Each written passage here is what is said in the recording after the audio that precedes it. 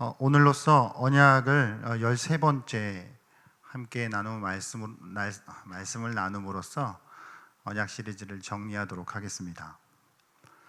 언약 시리즈를 저희가 시작하고 함께 나눈 목적은 성경 전체의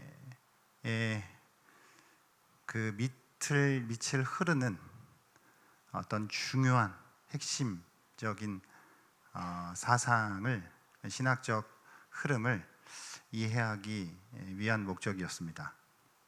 성경 자체가 약속이죠. 그래서 우리가 구약과 신약으로 성경을 나눌 수 있습니다. 옛 약속과 새로운 약속으로 나눌 수 있는 것이죠.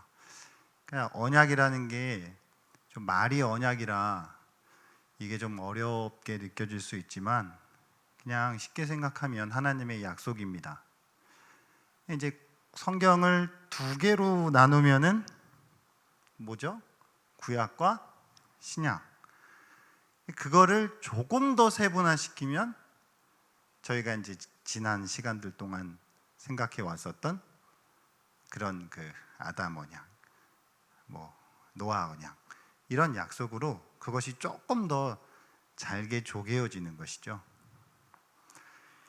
왜 그 아담이냐, 노아냐, 아브라함이냐, 모세냐, 그 인물들에게 하나님이 약속하신 그 약속이 거의 모세 시대와 다윗 시대가 나뉘어진다라고 볼 수 있을 만큼 하나님의 통치 방식에 연속성과 어떤 불연속성이 있기 때문에 우리가 그 인물들을 중심으로 약속을 나누는 것입니다.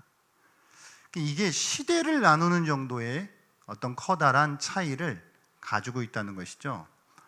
그래서 창조 언약은 창조 시대라고 부를 수 있고, 아담 언약 이후는 아담 시대라고 부를 수 있고, 노아 언약 이후는 노아 시대, 아브라함 언약 이후는 아브라함 시대, 모세 언약 이후는 모세 시대, 다윗 언약 이후는 다윗 시대, 이렇게 시대라고 부를 수 있을 만큼 언약 전체의 연속성은 있지만 이들의 약속을 통해 불연속적인 모습들이 있기 때문에 그렇게 나누어서 생각을 하는 것입니다. 그리고 그 최종적인 목표가 새 언약인데, 새 언약에서 앞섰던 모든 약속들이 온전히 다 성취가 되어집니다. 이걸 구체적으로 한번 생각해 볼까요? 새 언약에서요, 앞에 있는 모든 앞선 언약들이 다 온전히 이루어져요. 창조 언약을 생각해 보겠습니다. 하나님이 아담에게 맺으신 그 행위를 조건으로 맺으셨던 창조 언약을 첫 번째 아담은 지키지 못하였지만 두 번째 아담으로 오신 예수께서 창조 언약에 포함되어 있었던 하나님의 취지와 그 의도와 그 백성에게 요구하셨던 그 의무를 예수 그리스도의 새 언약이 온전히 다 이루십니다. 뿐만 아니라 아담 언약을 통해서 하나님이 약속된 여자의 후손, 그리고 사탄을 정복할 것이라고 하는 그 창세기 3장 15절의 그 약속, 그것이 예수 그리스도의 오심과 죽으심과 부활하심을 통해서 온전하게 완전히 이루어지죠. 뿐만 아니라 노아 언약을 통해서 하나님은 예수 그리스도가 새 노아로서 단지 우리의 구원이라고 하는 것이 인류만 해당하는 것이 아니라 전 피조세계 전체가 다 하나님의 구원에 속해 있다라고 하는 것을 예수 그리스도의 그 구속하심을 통해 그것을 이루어 주시는 것이죠. 노아 언약도 성취가 되는 것입니다. 또한 아브라함 언약은 아브라함의 후손으로 예수 그리스도가 오심으로 말미암아 이제 그 아브라함의 백성, 아브라함의 자손, 가나안 땅이라고 제한되어져 있었던 그것이 더 확장되어 모든 민족을 구속하시는 예수 그리스도의 구속으로 인해 그것이 온전하게 성취되어집니다. 모세 언약은 어떻죠? 너무 당연하죠. 모세 언약을 통해서 주셨던 그 율법을 예수가 이 땅에 오심으로써, 그리고 그 율법에 100% 순종하심으로써 그 모세 언약도 이루시는 것입니다. 다윗 언약은 어떻습니까? 다윗의 후손으로 오셔서 다윗을 통해서 보여주고자 하셨던 그 통치, 그러나 실제로는 다윗의 왕조를 통해서는 그게 그렇게 온전하게 성공하지 못하였던 그 통치를 다윗의 후손인 예수 그리스도께서 오셔서 이 땅 가운데 진정한 왕이요, 진정한 통치로서 그것을 완벽하게 성취하시는 것이죠. 그러니까 이 새 언약을 통해서 앞서 있었던 모든 언약들이 다 완벽하게 성취되어지는 것입니다. 하나님의 약속은 사실 태초부터 끝날까지 어느 것 하나 빠짐없이, 어느 것 하나 허투루 돌아감 없이 완벽하게 다 이루어지는 것입니다. 그리고 새 언약으로서 이제 성령님을 보내주시죠. 하나님의 백성들을 비로소 거듭나게 하시고 완전히 죄를 용서하시며 하나님의 구원을 이루시는 것입니다. 그게 우리가 지난주에 보았던 예레미야 31장을 통해 예고해 주셨던 새 언약이죠. 가물가물하시니까요, 다시 한번 읽어보겠습니다. 예레미야 31장 33절 말씀 같이 읽어보겠습니다. 시작. 그러나 그날 후에 내가 이스라엘 집과 맺을 언약은 이러하니 곧 내가 나의 법을 그들의 속에 두며 그들의 마음에 기록하여 나는 그들의 하나님이 되고 그들은 내 백성이 될 것이라. 여호와의 말씀이니라. 아멘. 옛 언약은 돌판에 기록되었지만 새 언약은 마음에 기록하신다 그러십니다. 마음에 기록한다 함은 이제 보내어 주실 성령의 내주하심으로 마음을 바꾸신다는 이야기, 마음을 변화시키신다는 이야기죠. 그러니까 마음을 바꾸시고 마음을 변화시키셔서 뭘 하는 걸까요? 그 전에 지키지 못했던 하나님의 법을 이제는 마음을 바꾸셔서 마음을 새롭게 하셔서 그 하나님의 법을 지키게 하신다는 거예요. 그러니까 이제는 할 수 있는 것이죠. 우리 안에 내주하시는 성령으로 인해서 말입니다. 뿐만 아니라 우리 안에 내주하시는 성령으로 인해 이제 그리스도 안에 있는 사람들 모두는 하나님을 다 알게 되어 있어요. 누군가에게 하나님을 알라고 말할 필요도 없이 그 사람 안에 내주하시는 성령 때문에 하나님을 다 알고 그 성령님 때문에 모든 죄의 사함을 받는 것이죠. 이게 예레미야 31장 34절에서 말씀하셨던 바입니다. 같이 한번 읽어보겠습니다. 예레미야 31장 34절입니다. 시작. 그들이 다시는 각기 이웃과 형제를 가르쳐 이르기를 너는 여호와를 알라 하지 아니하리니 이는 작은 자로부터 큰 자까지 다 나를 알기 때문이라. 내가 그들의 악행을 사하고 다시는 그 죄를 기억하지 아니하리라. 여호와의 말씀이니라. 아멘. 예수님 오시기 600년, 대략 600년 전에 이미 예레미야를 통해서 새 언약을 예고하신 것이죠. 그리고 이제 이 새 언약이 어떠한 특징을 가지고 있는지를 간단하게 예레미야를 통해서 말씀하시는 것입니다. 사실은 새 언약에 대한 예고는 예레미야를 통해서만 주신 것은 아니고요, 에스겔을 통해서라든가 더 곳곳에 새 언약에 대한 예고는 충분히 더 많이 있습니다. 그러나 가장 대표적인 것이 예레미야 31장 이 본문이기 때문에 이 본문을 다룬 것입니다.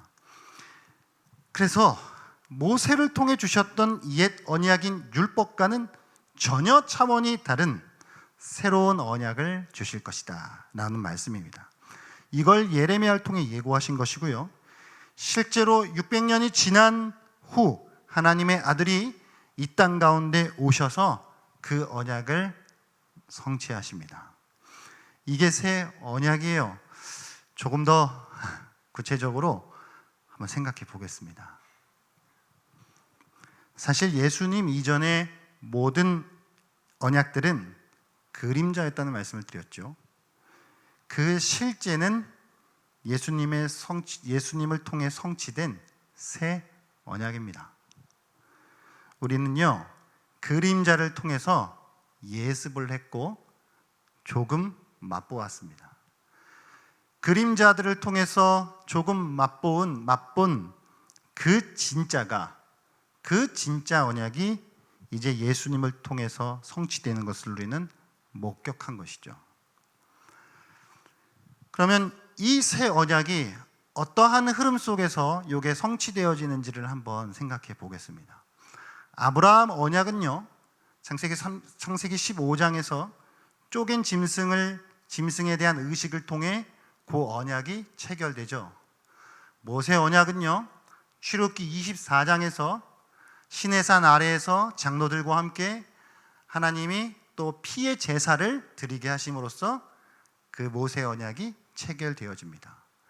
그러니까 옛 언약들에는 이 피 언약이라고 하는 것이 이제 들어있는데 그것이 예수 그리스도 안에서 동일하게 이루어집니다. 그리스도의 십자가의 피 흘리심으로 인해서 이제 새 언약이 온전하게 성취되어지는 것이죠. 그전에도 피가 언약들의 한 중요한 요소이었던 것 같이 이제는 하나님의 아들 그리스도가 직접 피 흘리심으로 그 언약을 완전히 도장 찍으시는 것입니다. 그리고 그 그리스도가 성령을 보내주심으로 그 언약을 이제 우리 안에 적용하시는 것이죠. 그리스도의 십자가 죽음을 통해 성취된 이 새 언약은 이제 성령을 통해 신자들에게 적용됩니다. 성령을 통해 적용되는 새 언약의 핵심은 하나님 나라를 이룸이에요. 이전 언약들이 보여주었던 것과 맥을 같이 합니다. 앞선 언약들을 통해 하나님 나라의 백성들과 약속의 땅 그리고 왕권을 약속하셔서 하나님 나라의 그림을 보여주셨죠. 그러나 그것은 어디까지 눈에 보이는 방식으로 있었던 그림자일 뿐입니다. 근데 실제는 눈에 보이지 않는 나라예요. 계속 거듭하여 제가 말씀드리지만 원래 실제는 눈에 보이지 않는 하나님의 나라가 진짜예요. 근데 이 진짜가 우리들에게 익숙하지가 않기 때문에 우리가 이해하기 쉽지 않기 때문에 앞선 언약들을 통해 그림자, 모형이라고 하는 형식으로 그것이 예습되어지고 맛봄을 허락해 주신 것이죠. 언약 시리즈를 지나오면서 언약의 핵심은 너는 내 백성이 되고 나는 내 하나님이 되겠다라고 하는 것이라는 말씀을 드렸습니다. 구약에서는 하나님의 나라가 이스라엘 백성들과 가나안 땅, 다윗의 왕조 그리고 율법이라고 하는 형식으로 이루어졌습니다. 하지만 신약에서는 그런 외형적인 형식보다는 하나님의 통치라고 하는 개념으로 하나님의 나라가 임합니다. 그러니까 통치가 뭐예요? 눈에 안 보이잖아요. 하나님의 주권이 뭐예요? 눈에 안 보이잖아요. 근데 하나님의 통치가 있는 곳, 하나님의 주권이 임하는 곳, 거기가 하나님의 나라예요. 이게 우리 머릿속에 잘 들어오지 않지요. 그래서 앞선 언약들을 통해 계속 우리에게 그 그림자를 보여주셨다는 말입니다. 하나님, 물론 신약에도 눈에 보이는 형식이 전혀 없는 것은 아닙니다. 신약에서는 교회가 외형적인 하나님의 나라입니다. 우리 한 사람 한 사람 그리스도인이 하나님의 나라입니다. 그러나 교회와 하나님의 나라가 같다. 교회와 하나님의 나라는 이꼬르다 라고 말할 수 없어요. 신자들의 모임인 교회에 하나님의 통치가 없을 수 있기 때문입니다. 교회가 싸우고 부정하고 악이 있고 죄가 가득하면 하나님의 통치가 없지 않아요. 이름은 교회인데 거기는 세상 나라가 되는 것이죠. 대체적으로 외형적인 형식인 교회라고 하는 걸 통해 하나님의 나라의 형식이 있지만 동일하거나 같지는 않다는 것입니다. 그러니까 하나님 나라의 실제는 눈에 보이지 않는 것이에요. 하나님의 통치가 있는 것. 그럼 만일 우리 한 사람 한 사람이 하나님의 통치에 잠겨서 하나님의 그 임재에 우리가 충만해서 살아간다라고 하면 여러분은 하나님의 나라가 되는 것이죠. 이런 개념인 것입니다. 이 새 언약의 목적이 이런 하나님의 나라를 이루어 가시려고 한다는 것입니다.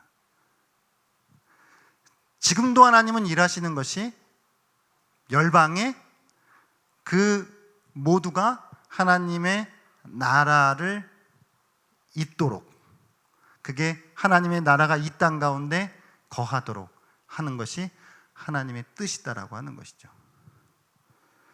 아무튼 하나님의 나라의 핵심은 하나님의 통치입니다. 왕 대신 주님의 통치가 임하는 곳, 그것이 하나님의 나라이다 라는 말씀이죠. 그러면 다시 돌아가서 이 하나님의 나라를 이루는 주체가 누구죠? 예수 그리스도, 그리고 그분이 보내신 성령이십니다. 성령 하나님이 하나님 나라를 이루시는 주체라는 말입니다. 성령께서 어떤 한 사람을 부르시고 그 사람을 거듭나게 하시고 그 사람에게 믿음과 회개를 불러일으키심으로써 죄의 용서를 이루시고 그 사람 안에 인격을 변화시키셔서 하나님이 그 사람이 온전히 하나님을 왕으로 섬기는 하나님의 통치가 임하게 하는 사람으로 빚어 가심으로써 그 새 언약을 적용하고 계시다라고 하는 것입니다. 그게 지금도 우리 안에 이루어지고 있는 성령의 역사하심이다라고 하는 것입니다.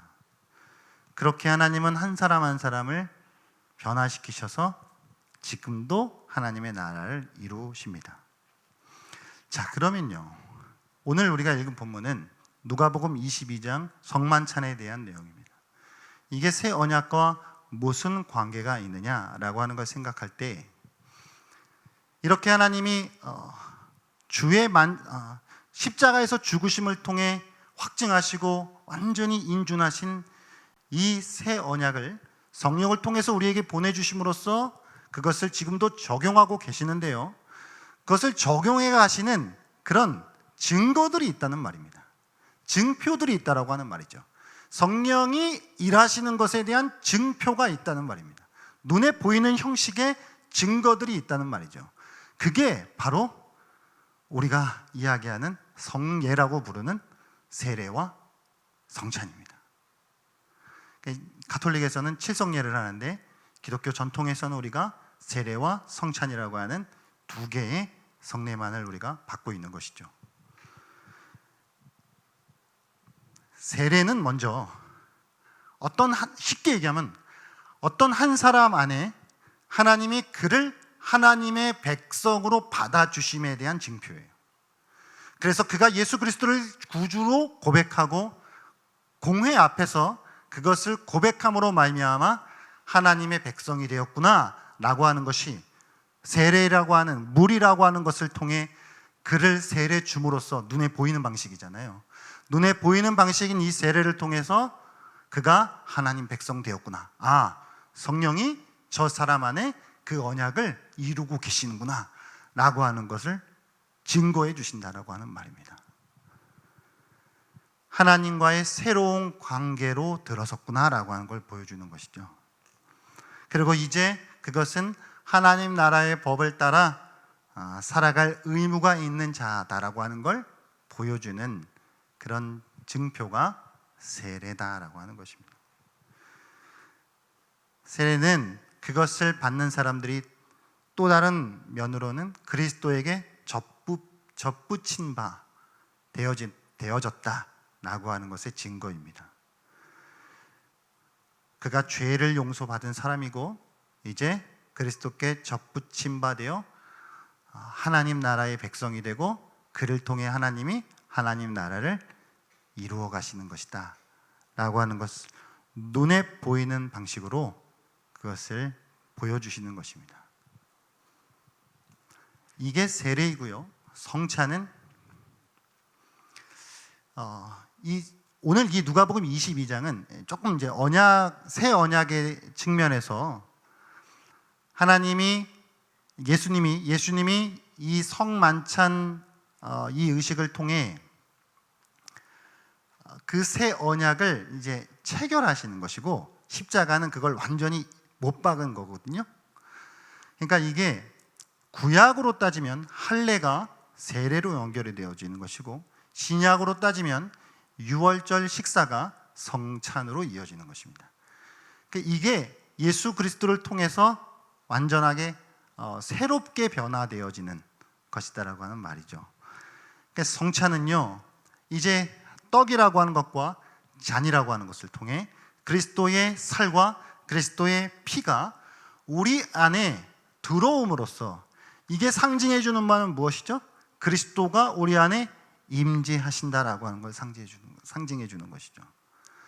그러니까 우리가 그 성찬에 참여함으로 말미암아 우리 안에 임재하시는 그 그리스도를 통해 우리는 그리스도의 죽으심을 되돌아보고 나아가 앞으로는 그리스도의 다시 오심을 고대하는 것입니다. 그렇게 그리스도의 죽으심을 되돌아보고 그리스도의 다시 오심을 고대하면서 이 땅 가운데 내가 새 언약을 맺은 백성이지, 내가 새 언약의 백성이지라고 하는 것을 날마다 우리가 다시 되새기면서 성령 안에서 살아가도록 힘쓰는 그런 과정들이 이 성찬이다라고 하는 것입니다.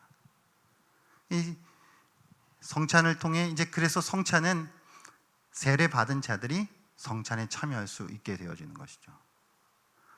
성찬을 통해서 우리가 또 다르게 생각해 볼 수 있는 건요, 이게 원래 떡이, 이 빵이 이게 한 덩이잖아요. 그럼 한 덩이가 한 조각씩 한 조각씩 사람들의 입으로 들어간단 말이에요. 그럼 이게 한 조각 한 조각 입으로 들어가면 그게 뭘 얘기해 주는 걸까요? 그걸 한 조각 한 조각 입으로 넣는 그 사람들은 원래 떡덩이가 하나이듯 그리스도의 몸에 접붙임 한 몸 되었다라고 하는 것을 그게 또한 가르쳐 주는 것입니다. 그럼 우리는 성찬을 통해서 그리스도의 죽으심을 되돌아보고 그리스도의 다시 오심을 고대하며 살아갈 뿐만 아니라 그것을 함께 세례를 통해 하나님 나라의 백성된 우리가 한 백성이구나, 우리가 새 언약의 백성이구나 라고 하는 것을 날마다 상기하며 그렇게 믿음 안에서 살아가야 하는 것이다 라고 하는 것입니다. 이게 새 언약의 간단하게 새 언약을 요약해서 말씀드릴 수 있는 부분들입니다. 이렇게 하나님은 증표들, 세례라고 하는 것과 성찬이라고 하는 것을 지금도 우리가 행함으로써 이렇게 하나님이 하나님 나라를 이루어 가고 계시는구나, 우리의 눈으로 확인하게 하시는 것이죠. 이렇게 하나님은 우리 안에 지금도 성령을 보내셔서 우리의 힘으로는 지킬 수 없는 하나님의 법을 우리로 지키게 하십니다. 그 모든 과정들은 하나의 목표, 하나님 나라를 이루심, 그것을 향해 달려가고 있다라고 하는 것을 우리가 기억해야 할 줄 믿습니다. 그렇다면 이 새 언약을 통해서 우리가 무엇을 다짐해야 할까요? 하나님이 우리 안에 이루신 새로운 이 약속, 새로운 언약을 우리가 기억할 때 나는 하나님의 백성이다, 나는 하나님의 법을 따라 살아가야 하는 의무가 있는 자다, 나의 삶은 하나님께 전적으로 헌신된 삶이다, 그리고 그것이 이루어진 것은 그리스도의 죽으심과 그분이 내 안에 보내주신 성령을 통해서 이 모든 일들이 이루어지는 것이다. 하나님의 나라를 지금도 하나님이 그런 우리들을 통해 이루어 가고 계신다. 이게 새 언약이 바라보고 있는 그것이다. 새 언약의 완성은 그리스도의 재림을 통해 이루어지는 것입니다. 그러니까 이게 단어가 조금 차이가 있는데요. 새 언약의 체결은 성만찬에서 체결되어지는 것이고, 십자가에서 그것이 인준되어지는 것이고 성취되어지는 것이고, 그리스도의 재림을 통해 새 언약이 완성되어지는 것입니다. 그러니까 성취와 완성 사이에 우리가 있는 것이죠. 이걸 다른 말로 우리가 자주 들었던 이미와 아직 사이에 있는 것입니다. 이미 성취되었지만 아직 완성되지 않은 그 새 언약 사이에 우리가 들어가 있기에 우리 안에 계시는 성령으로 인해 그 완성을 향해 우리는 달려가야 하는 줄 믿습니다. 그래서 오늘도 이 말씀을 통해서 나의 나됨을 다시 한번 우리가 묵상하고, 나를 통해서, 우리를 통해서, 하나님의 새 언약 백성된 우리를 통해서 하나님께서 이루실 그 하나님 나라를 사모하고, 그렇게 우리가 있는 그 곳에서 하나님 나라를 이루어 갈 수 있는 그런 우리 성도님들 되실 수 있기를 바랍니다. 교회가 하나님 나라가 될 수도 있고 안 될 수도 있어요. 우리가 하나님 나라, 우리 한 사람이 하나님 나라가 될 수도 있고 안 될 수도 있어요. 그 기준은 하나님의 통치가 임하느냐 임하지 않느냐이기 때문입니다. 이 말씀을 통해서 우리 교회가 하나님의 통치가 임하는 하나님의 나라가 될 수 있기를, 우리 한 사람 한 분 한 분의 삶이 하나님의 통치가 임하는 하나님 나라가 될 수 있기를, 그렇게 우리가 원래 본래의 떡덩이가 하나이었듯 그렇게 하나된 마음으로 나아갈 수 있는, 살아갈 수 있는 은혜가 있게 되시기를 주의 이름으로 축복합니다.